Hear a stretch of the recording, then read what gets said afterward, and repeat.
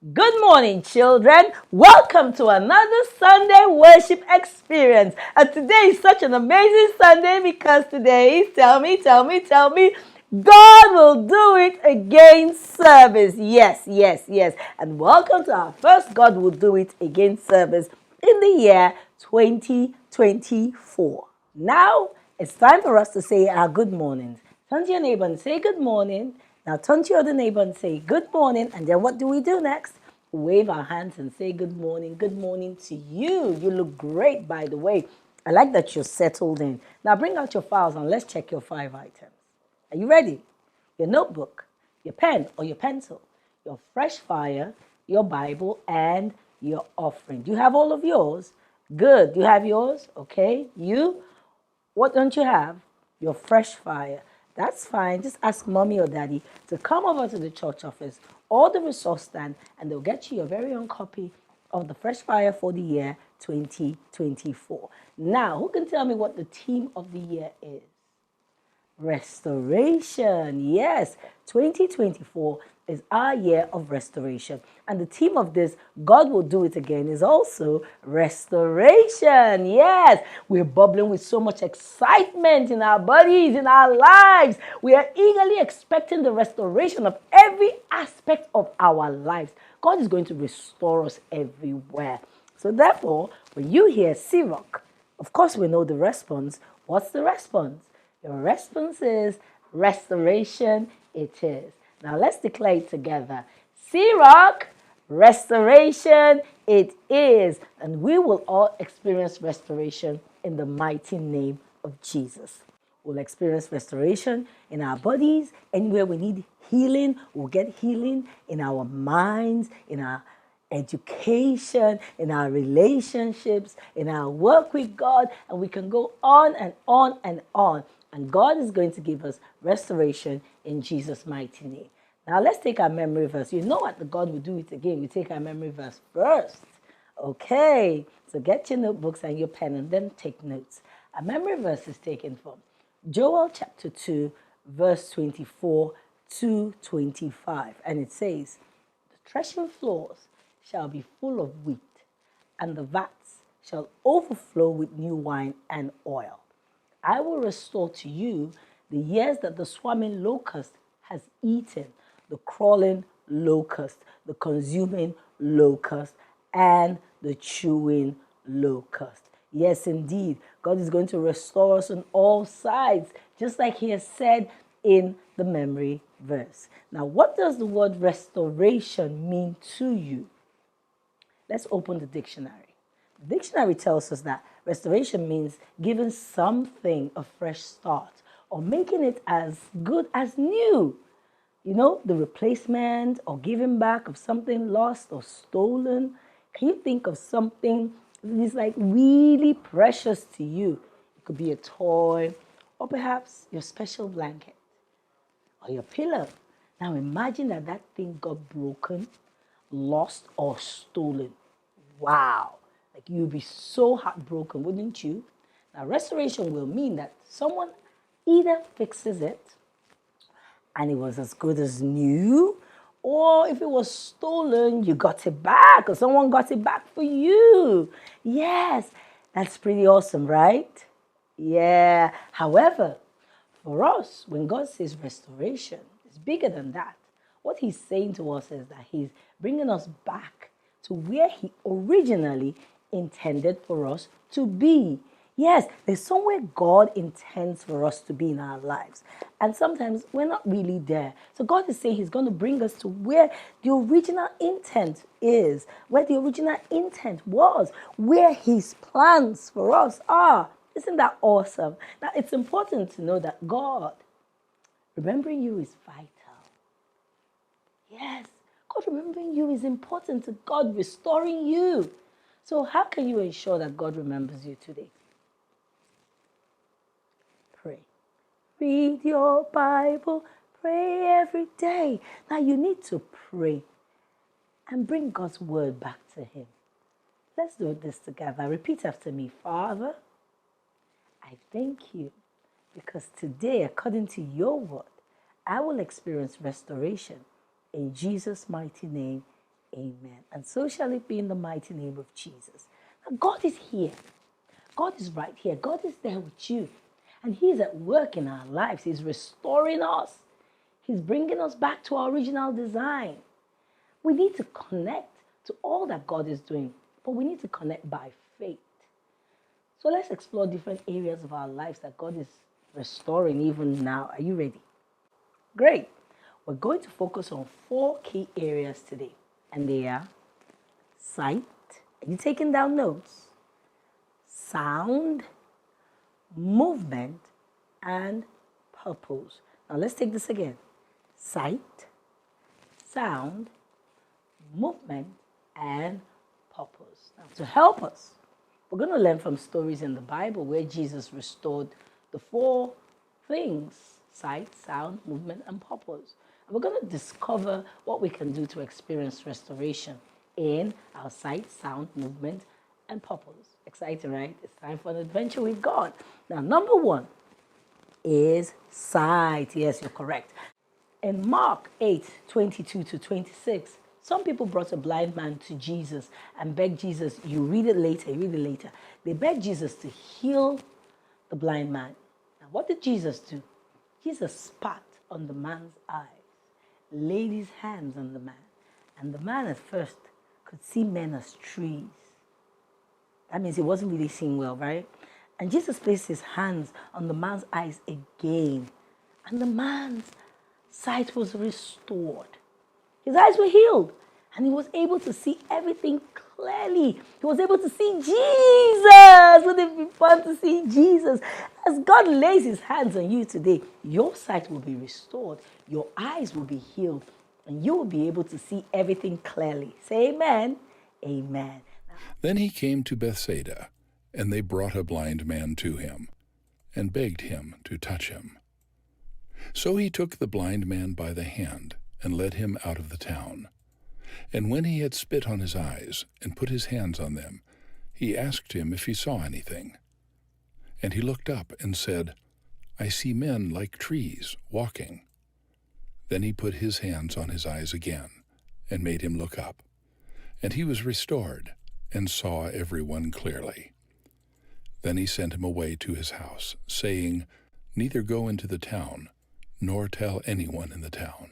Our first lesson from this story is the power of community. People cared about the blind man enough to bring him to Jesus because he had friends that brought him to Jesus. Who are you bringing to Jesus? What does gfhlive mean? Children reaching others for Christ's kingdom. So who are you bringing to Jesus? Another thing is that they also prayed, talked to Jesus about the man, and asked Jesus to heal him. Who are you bringing to Jesus in prayer? You see, when we pray for others, when we tell people about Jesus, God remembers and He restores us. Yes, He does. So you see, it's good to pray for others. It's good to reach others for Christ's kingdom. Now, our second lesson from the story is we all need to have a personal encounter with Jesus. Praise the Lord. Yes, people can bring you to Jesus and pray for you, but you need to know God by yourself. How?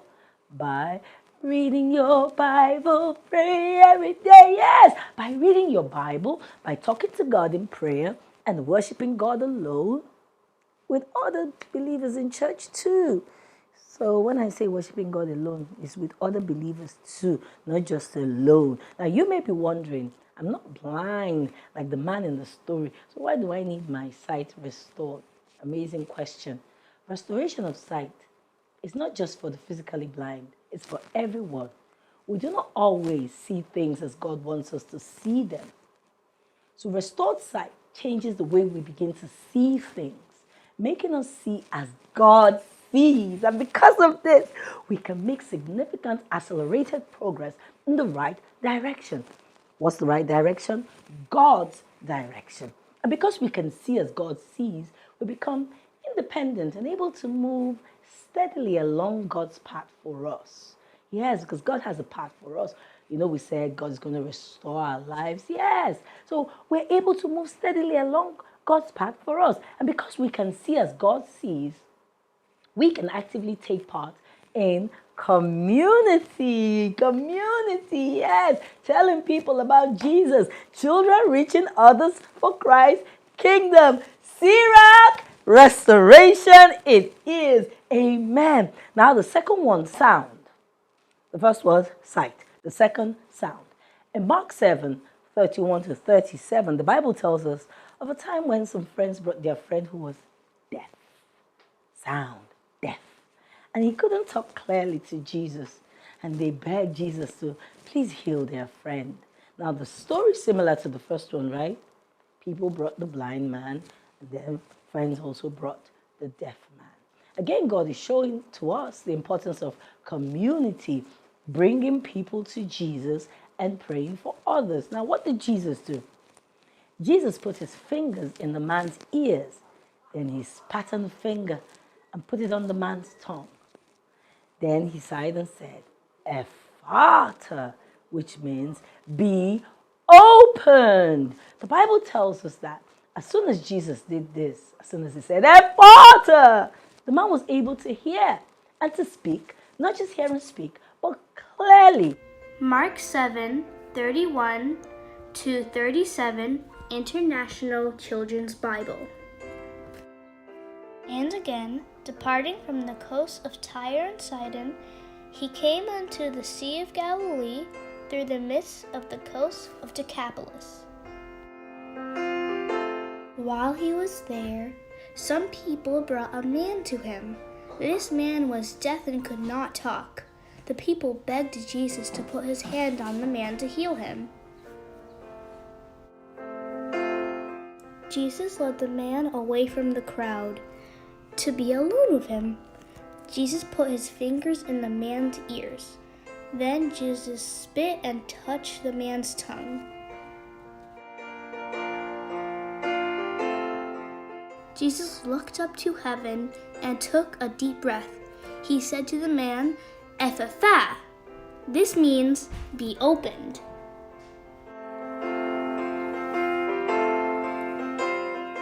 When Jesus did this, the man was able to hear. He was also able to use his tongue, and he spoke clearly. Jesus commanded the people not to tell anyone about what happened, but the more he commanded them, the more they told about it.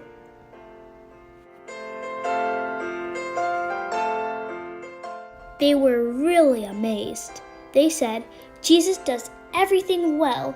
He makes the deaf hear, and those who can't talk, Jesus makes them able to speak. Everywhere Jesus went, he healed people. Jesus made the lame able to walk. He made the blind able to see.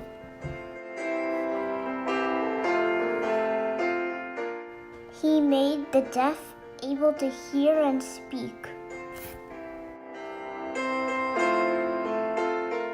Jesus healed anyone who came to him for help. Our first lesson from this story is this man did not have access to Jesus, but he had friends who had access to Jesus.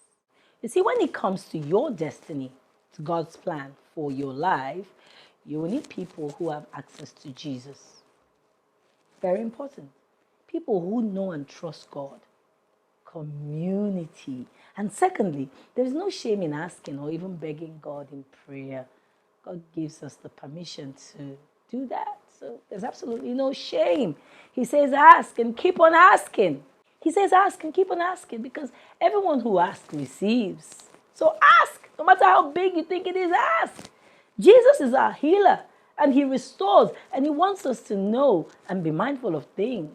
He also wants us to be mindful of things that can cause a shock to our spiritual ears and mouth, things that can shut it. Some of these things that can cause deafness and, blindness or hardened heart. heart is hardened. Our hearts are not hardened in Jesus' name. Unbelief.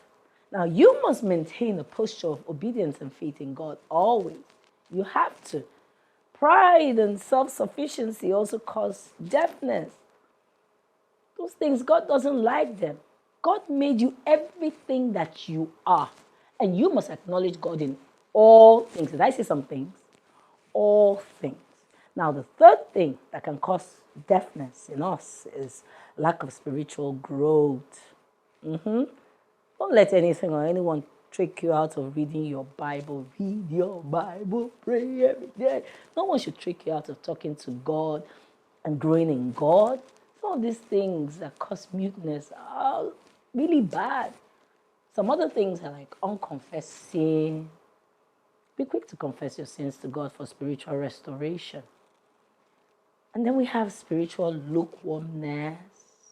You have to be on fire for God, passionate in your relationship with Jesus. So break out of lukewarmness and draw closer to your God. Now, there's also lack of confidence. Spending time with God regularly and trusting Him builds our confidence in God and in ourselves. Something else that can cause muteness is poverty. The Bible tells us that wisdom comes from the mouth of God. Jesus used sound to create sound in this man. That's what Jesus did. And as Jesus speaks to you through His word today, your own sound will be restored in Jesus' name. Amen. What's the third one? Movement. Yes. In Luke 5:17-26, we'll read it later. The Bible tells us of how the faith of 4 friends led to restoration of movement for their friend who was paralyzed. Friends. Now, when this man could not access Jesus directly, guess what they did? They did something really funny. They broke Jesus' roof and lowered their friend right in front of Jesus. Wow, they broke barriers. Did you hear the news? The great healer is returning to Capernaum. The excited crowd watched for his return, hoping to catch sight of him, to hear him speak, or to witness a miracle. The news of Jesus healing the sick and casting out demons, and the way he taught with such confidence and authority, was spreading like wildfire, and everyone was buzzing with excitement. When Jesus arrived at the home, he was greeted by even more people eager to see him. There were many hoping to see miracles, some seeking truth, and even a small group of Pharisees and teachers sent to check him out. There was no room to sit or stand. Doorways and windows were packed, and the crowd outside grew bigger by the minute. Just outside the house, largely unnoticed by the excited crowd, lay a paralyzed man. He was brought here to see Jesus, but because of the great number of people, and because he was unable to move himself, he could not get any closer. But 4 men who mercifully attended to the helpless man refused to give up. They rushed about, searching for a way to move through the packed house and into the presence of the miracle worker. They finally came up with a plan so desperate that it demanded extraordinary action. The men climbed up to the top of the house, carrying the crippled man on his stretcher. They then began to diligently chip away at the roof directly above where Jesus was teaching, until they made an opening large enough for him to fit through. The crowd looked on in amazement as the men slowly lowered the paralytic into the room and right in front of Jesus. When Jesus saw the faith of the paralytic and his persistent companions, he spoke to the man lovingly as a father to his child. "Son," he said, "be of good cheer. Your sins are forgiven." His words were unexpected. Why would Jesus offer forgiveness to a man who was clearly in need of healing? But Jesus could see what no one else could see. The man had a much deeper need than what was obvious to the crowd. The religious leaders were more outraged than puzzled. They quietly accused Jesus as they argued with themselves. What is he saying? Surely he knows he speaks blasphemy, for only God can forgive sins. Jesus could see into the minds and hearts of the religious leaders in the room, who were now shifting uneasily, threatened by the authority and attention his words commanded. Jesus spoke directly to them. "Why do you question these things? What would be easier for me to say? Your sins are forgiven you, or to say, get up, take your mat, and walk? I do this so that you will know that I have the authority on earth to forgive sins." Then he turned to the paralytic. "Rise, pick up your bed, and go home." Immediately the man stood up, picked up his bed, and went home, glorifying God all the way. The people were completely amazed. Jesus had just powerfully demonstrated that he did, in fact, have the power and authority that only God himself allowed, to see into the thoughts and hearts of man, to forgive even the greatest of sins, and to heal the body as well as the soul. So our first lesson from this story is that the man had needs that were deeper than healing. And that was the first thing Jesus addressed. What do you think it was? What did we say are things that can cause deafness? Jesus forgave his sins. Sin is a challenge when it comes to movement in God. Yet when we come through Christ, Jesus, our sins can be forgiven. Isn't Jesus just amazing? Now, secondly, we need real friends. Friends that will stop at nothing to bring us to Jesus. And we must also be real friends to others. So while we're asking for good and godly friends, we also need to be good and godly friends. And guess what? Sacrifice is key to friendship. This man could have gotten into a lot of trouble by breaking Jesus' rule and interrupting Jesus' meeting. But instead, their faith in Jesus kept them going, committed to their friends and the friendship. And this shows us that the faith of friends can free a friend. Your faith in God can bring healing to your friends and free them. Now, 3 important things that God wants us to learn from this story about faith are: faith is visible, it can be hidden. Faith is tangible, faith is real, it produces result. Faith finds a way. Faith will not take no for an answer. Faith does not make excuses. Faith breaks through barriers and finds a way. Jesus himself tells us that with faith, even as little as a mustard seed, mustard seed is really small, that we can move mountains. And today, God will see your faith. Your faith will break barriers and your movement will be restored in the mighty name of Jesus. Amen. Amen. Now, number 4, we've had sight, sound, movement, purpose. Yes. In John 21, 1-25, Jesus restores Peter to God's purpose for his life. Now, Jesus brought Peter up to speed as God intends, just like he's doing to us right now. Now, let's say this together. Jesus restores my purpose. Amen. Let me tell you a story. So you see, Jesus had resurrected and shown himself to the disciples, his friends. Disciples were his friends several times. However, at this point, the disciples were probably thinking to themselves, what next? And then Peter decided he wanted to go fishing. The same thing he was doing before Jesus called him and chose him. You see, Peter was influential, meaning that he was. We talked about this. Was it last week? Yes. What did we say influential? People followed him. And we said when we trust God, we can become influential. In fact, we become influential because God brings us out and then people get to know us, people follow us, and we become decision makers. So even without inviting them, when Peter said he was going fishing, the other disciples followed him. Remember, Peter was influential. Now, their fishing expedition was not very successful because they caught nothing after trying all night. But God had a restoration of purpose planned. In the morning, Jesus showed up preparing a hot meal of roasted fish and bread for them. That's what Jesus did. And our first lesson from this story is Jesus is alive and real. And he knows exactly where you are and what you're doing right now. Don't get distracted. Okay? Jesus knows what you're doing. Secondly, we must be careful to use our God-given influence to lead people in God's direction and not away from God's plan.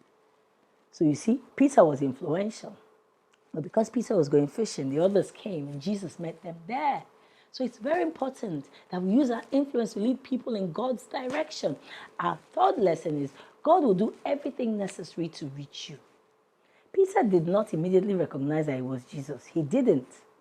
When he saw him standing on the beach, he saw Jesus, right? He heard Jesus' voice. He didn't immediately recognize. It took John, that was with him, one of his friends, one of the disciples, to tell him that that's Jesus, before Peter realized it was Jesus.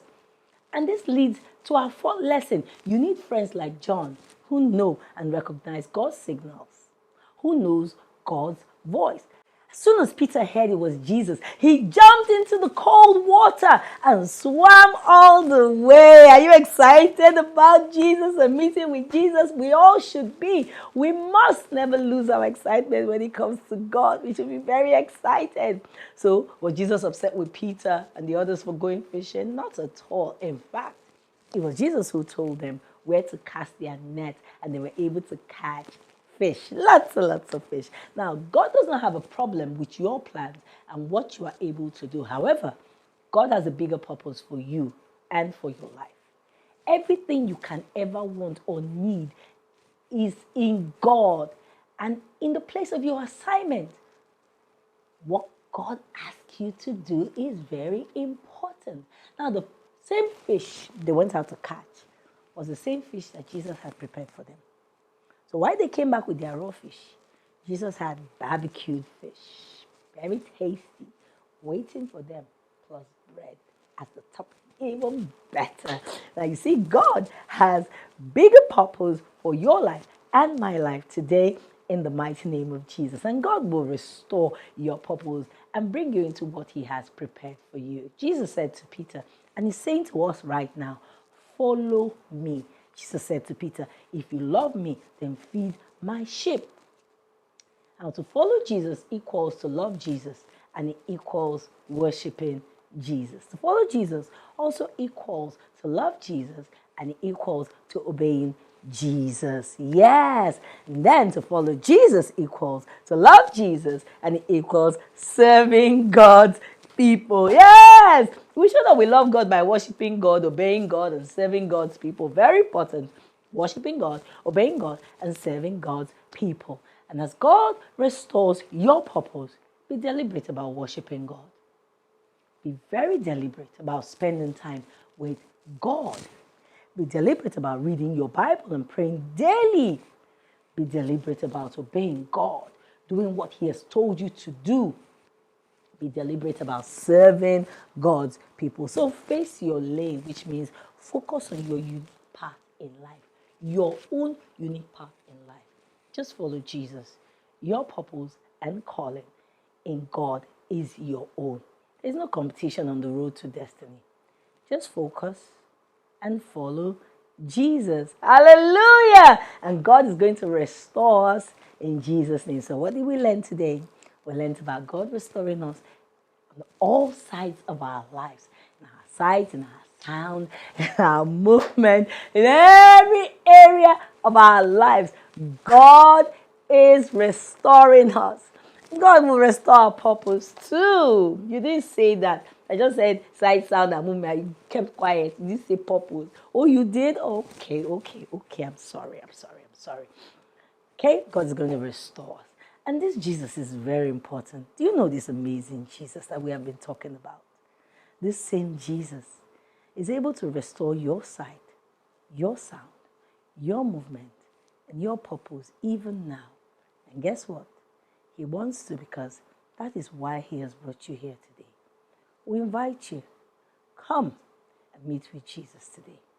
So let's say a simple prayer. Say, Lord Jesus, come into my heart and come into my life.